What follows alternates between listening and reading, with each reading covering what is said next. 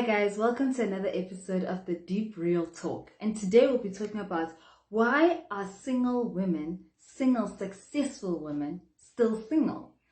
What is happening? What's going on? That's a question that I have had for a very long time, wanting to understand, why is it so hard for beautiful, God-fearing, dedicated, loving, single women? Why are they finding it hard? I'm not even finding it hard. Why are they still single? I mean, the first problem is that as a woman, you can be, or as a person, you can work as hard as you want. You can achieve, you can be successful money-wise. You can be successful in your job. You can be successful in many areas. But when it comes to this romantic side, the only thing a woman has that actually puts them at a disadvantage, the fact that she's a woman. She can't ask the man out. Some people have, but the problem is that men love the chase. Men are hunters, as Steve Harvey and so many people say. Men are hunters. They love chasing after this person that they want. And when they get her, it does something to him. It makes them feel, I don't know, victorious. Not that they own you, but it gives them that sense of accomplishment in having gotten you as a person that they can marry or date or, be with. And so, that's the thing. Like, that's the most frustrating thing. So you as a woman can see a beautiful, a handsome man that you're like, oh my gosh, you know what? Even if he's not like hot, but you know what? You're attracted to him because attraction is important. I don't care who says what. You need to be attracted to the person, okay? Yeah, you need to be making babies with this human being, so you better be attracted to this person. So that's the first thing. So you're attracted to him, and then you want to go and say, hi, can we have a conversation? But now you also feel like shy because you're like, I can't be that forward. So then you sort of, keep to yourself and be that ladylike person and be like, you know what, it's fine. I'll wait for him to come to me. But what if he never does? So some people say take the chance and go forward, but not a lot of women have that gut. That they don't have that courage to do that, So that's the first reason why you're still single, because guy is not just coming forward. Secondly, they say you're intimidating. Here you come. I'm an ophthalmologist. I'm a entrepreneur. I am an advocate. I'm a whatever. And the guy's just like, yo, where do I even start? How do I even approach this woman? How do I even talk to her? And you look so well put together. Like when someone comes to you, the guys at work actually said this to me. They said, Devil, when you are at this one when I'm starting to wear makeup and look cute. And I said, Devil, the way you look like, when someone comes to you, they must know their story. If they don't know their story, they're in trouble. Like, you look like the type of person who's going to be like, excuse me, Baba, you don't know your story, keep moving. And that's not true. I'm not at all like that. But that is, they say that is how I come across. I come across as intimidating. My other friends at work were saying, yeah, our colleagues are saying, no, don't drive your car. You get a small little donkey of a car, something that's not too, upmarket, and then drive that around. You'll see people will actually stop and ask you out. But the minute you start driving that fancy car, people are like, So apparently it's intimidating, but there's nothing wrong with being who you are. You've worked hard, my friend. You have worked hard, sister. You deserve a man who's going to, not have you put down your shine so that he can shine. Like, why must you dim the light so that he can just shine brighter? No, he must understand that you've worked hard for this and God has blessed you. So yeah, you must have that guy who is able to, come to power, or at least be secure enough in his manhood to accept you for who you are, Yeah, so that's the other reason. And then the other reason, the third reason, I was having a conversation with my dad over lunch about this, and he was saying, it's because some girls are just so mean. Their attitude is stinky. stinky. Like they are stinkers. You know, you say hi and she's like, I mean, why? Why must she be like that? That is the thing. Some women just have terrible attitudes. That even if you're in a relationship with her, it's hard to stay with her because, you know, the Bible says better it is to be sitting in the corner of a roof of a house than with a wife who nags. You know, that's how bad it is. Men love peace. Men love peace. They love tranquility and just to come home after a long day and just be at peace. Men want that. So if you are in a dating phase and you are giving the man headaches, there is no way that man is going to stay with you. He is going to leave you. No matter how beautiful you look, no matter how gorgeous he can be like, you know what, this is my girl, and brag about you. But if you're causing him heartache and strife and pain, he is going to leave you. So, you know, that's the other thing. We just have stinky attitudes, you know. And then the fourth reason is that maybe you just decided that you just want to be single. And there's nothing wrong with that. There's nothing wrong with saying, I just want to be single. I don't want to be in a relationship with anyone. I just want to enjoy my life. I want to travel. I want to, you know, have my own space. And there's nothing wrong with that. Some people are chasing their careers, you know. But the thing is that, you know what, at the end of the day, you can't marry your career. You can't have your career, you know, cuddle you at night. No, your money can't do that for you. Not at all. So you have to also consider that, you know. Other people, the fifth reason is that God may want you to be single. He's still working on you, getting you ready for Mr. who's coming your way, you know. He's preparing you. He's preparing your character. He's pruning you. If you're arrogant, he's going to prune that arrogance. You know, if you love money, he's going to prune that love of money. If you love complaining and being bossy and controlling, God is going to deal with that, you know. So some of us are not even well positioned, you know, to being in a relationship. So God is first dealing with you. Maybe he still wants to reveal to you his calling, his ultimate calling, his ultimate purpose for you. He wants to reveal it and make it so clear to you so that when your partner comes, when your husband comes, you are ready because you know who you are and what you're all about, you know. Some people, you know, maybe have gone through hurt and you're angry and bitter and unforgiving, and God is like, I'm not going to give you a husband until you deal with that. So, you know, those are 5 reasons. The 6th reason, maybe that you just don't take care of yourself, you know, as much as you're successful and everything. They're just some women who you look at them and you're just like not attracted to them because they're just not attractive. They don't take care of themselves. They don't look at how they dress. And I'm not saying you must dress, you know, high and mighty, you know, looking like you're going to a ball all the time, but you know, just looking attractive, like taking care of yourself, going to the gym. Okay, you don't have to go to gym. You exercise more like it. You eat well. You know, you take care of yourself. You look healthy. You know, you look healthy. Wow, devil. Yeah, you look nice. You know, and so a man is attracted to you.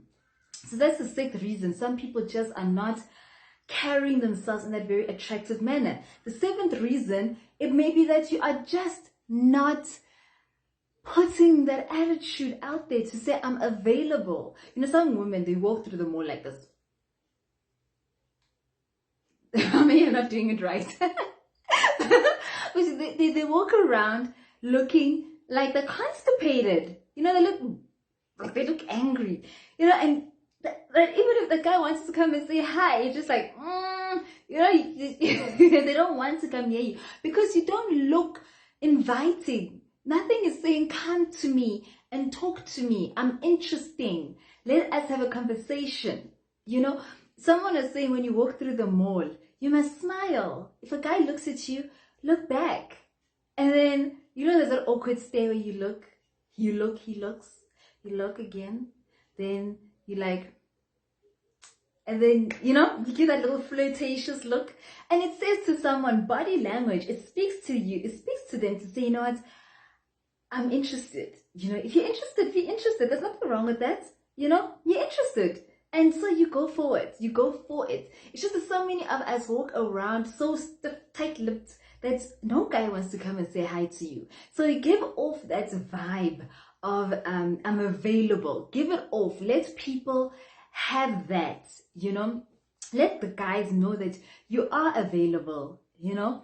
And yeah, so carry yourself that way. And the last thing, like if you are single and you want a guy to know you're available, don't be putting rings on these fingers. Like, don't confuse men. You know when I walk through the mall, I'm not gonna lie to you, I'm telling you the truth. That's what I do.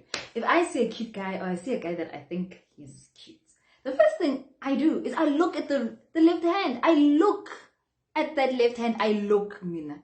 And I'm like, ooh, it's taken. Oh well. And I move on. So imagine if you're busy wearing rings here, then it's confusing things. The guy is just like, I'm not too sure. Is she married? Is she not? Is she engaged? So many of us also are putting signs out there physically, on our hands to say, I'm taken. And so maybe that's why you're still single, And the other reason, that's reason number 8, reason number 9, is that our pool is so small, So when I say your pool is so small, how Steve Harvey, taught it, or how he says it, is that, you've got your world, you've got church, you've got home, you've got your friends, you've got work, and that is your world. And seldom, very few times, does your world change, Sorry, I'm like trying to close this thing. It's very seldom does your world change. It stays the same all the time. You go to work, then church, you go to friends. So you've got this circle in your life, the circle. And so he says you must expand your circle. Either go out with your friends, go to a new restaurant where you've never been, where you're not going to see the same people that you see every week. Go to a jazz place, listen to music, meet new people. Go to a braai, go on online dating, meet new people, visit a new church altogether. There's some churches where the population is literally just old people.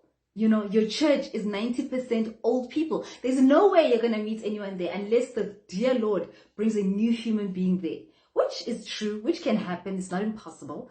But that's the thing. Then the other churches where population is the other way around. It's 95% young people who are your age, who you can actually meet. So if your friend goes to a different church and she's like, yo, Chomi, there are hot people there, go visit the church. You never know. You might be visiting and boom, someone new crops up. So expand your pool. One of my work colleagues was telling me that majority of people meet each other at work, So yes, maybe some of your work colleagues are unpleasant, but there are those few who are actually good and they're very sweet, And the other 10th reason why we are still single is that we are very picky. And there's nothing wrong with being picky, not at all. Like, Bona, if you have worked to be as successful that you are and God has blessed you and you've put in the effort, of course, you want someone who's put in the exact same effort. Someone was saying that's in our conversation about it, on Facebook, that you have put that effort in. So you should put that effort in. They should also put that effort in. You want someone who can match you, And so there's nothing wrong with that. It's just that sometimes you may find that you are so closed off. Either you think because he's too old, I can't go out on a coffee date. Maybe he's too young. Maybe he doesn't speak the same language. Maybe he's overseas and you are over here and you're like, oh, I don't do long distance relationships. Like, for example, this online dating. I never do online dating. So you close yourself off. Like, you just have too many deal breakers, It's okay to say, look, the guy's not born again. I can't date him. Of course, that's a like a non-negotiable, all right? Then there are other instances where you can say, what? If he's not a teacher, I'm not going to date him. Like, why? And you're like, no, because I like teachers and I think teachers will be great fathers. But is that absolutely true all the time? No. But that's just an example. I mean, if you can date a teacher, there's nothing wrong with that. If you really want a teacher, there's nothing wrong with that. But what I'm saying is, don't close yourself off because you are sticking to a list that you're so picky about, because then you miss out. You might miss out on an amazing man because he does something that is, like eats pork, for example. Some people don't like people who eat pork, which is fine, but is it really a deal breaker? when you know the biblical principles about food and stuff. You know what I'm trying to say? It's an example. But there are those things that you need to think about, that is it really necessary, you know? So these are the 10 reasons that I personally could think about as to why people are still single. Single, successful women are still single, you know? So I think that, yeah, we need to think about it. In my world, what is it that I'm doing that is making me to remain single? You know, is it that God is trying to prune me and I'm not cooperating, and so I'm going to stay in this position until I cooperate? Or is it because I'm too closed off, or my world is too small? Or is it because I keep wearing rings on my fingers that's confusing people? Or when I walk through the mall, I look constipated, and I need to start looking happy, you know, and more free and more approachable so that people can approach me? Or do I need to get a makeover? You know, some people just need to have a makeover, man. You know, if I had like 20,000 rand, I would offer 5 people a makeover, 4,000 each, like a makeover, like makeup and hair and a wardrobe, you know, just to make you look nice, you know, and attractive, and to be with it, you know. So those are some of the reasons that I can say we need to think about them and be introspective and assess ourselves and say, you know what, do I really need a change somewhere so that I can be? And maybe another thing is just that you just need to wait on God, you know. So if you have none of these reasons as to why you're single, maybe you just need to wait on God, you know. Just wait on God and keep thinking and thanking Him and say, you know, God, I believe it. I believe I'm going to have that person. I believe you're going to give me that man. I believe that, Lord, you're going to bless me with a beautiful husband, and I trust you with it, you know. And you just release it to God, and you just wait on God, because ultimately God is the one who said it is not good for man to be alone. He said that in Genesis chapter 1. No, it is in Genesis 1:2. He did say that.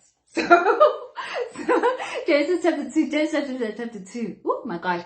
He said that. He said that when he made Adam. He said, it is not good for man to be alone. And he put him to sleep, and he created Eve. And after he had created Eve, you know, he woke up and he brought the woman to the man. And when the man saw her, he was like, hallelujah. And he literally just fell in love with her. And yeah, and they were married. God blessed them, and they were married. So, you know, it's God's purpose and will that, you know, majority of us should be married. You know, I say majority because some people, God just wants them single, like Paul, like the apostles. Some of the apostles never married. So, you know, you also have to know who you are and where you are. So yeah, guys, I think that's what I wanted to say today. It is such an awesome topic. I absolutely enjoyed this because it liberates me, you know, to know that I'm not alone in this. I'm not alone in this journey of being a successful single woman.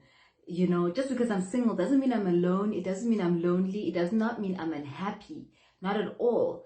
You know, it's just that it's nice to know the reason why you're single, so that you know what it is you're waiting for, what you need to do in this moment, in this season, you know. Yeah, you need to know your responsibility for it and what you're supposed to learn so that you can make the most of your single season, you know. Yeah, that was a lot, I must say. That was a lot to say today. So anyways, yeah, I'm going to end it there. I had such a wonderful session, and I think next week I'm going to have guests. I'm going to have panelists who will share their own opinions about it, and I hope that you all just get to have a reason. Yeah, have a reason and know how to deal with it. So anyways, I'm going to leave it on that chirpy note. May you all have a beautiful and a blessed week. May God go ahead of you in His power and His strength, and know that you are deeply loved, greatly blessed, highly favored, and you are the righteousness of God in Christ Jesus, destined to reign. God bless you.